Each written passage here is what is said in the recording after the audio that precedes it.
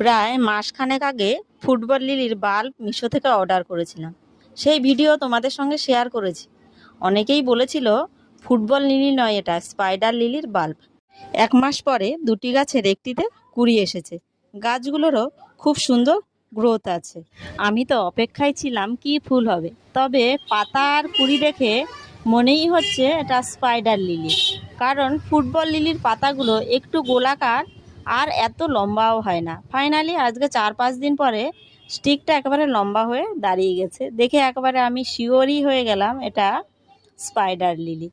আর এই স্পাইডার লিলিরও গন্ধ কিন্তু খুব সুন্দর, ফুলগুলো খুব সুন্দর, দুর্দান্ত দেখতে। এই দেখো আমি হাত দিয়ে দেখাচ্ছি তোমাদের। প্রথমে একসাথে দুটো ফুল ফুটলো, তারপরে আস্তে আস্তে সব ফুলগুলো ফোটা শুরু হয়েছে।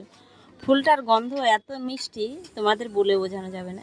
এই দেখো 4-5টা ফুল ফুটে গেছে, এখনো অনেক কুড়ি আছে, তবে আরেকটাতে এখনো ফুল আসেনি, সেটারই অপেক্ষায় থাকবো। ফুটবল লিলি পাইনি তো কি হয়েছে, স্পাইডার লিলি তো পেয়েছি, এটাই খুব সুন্দর।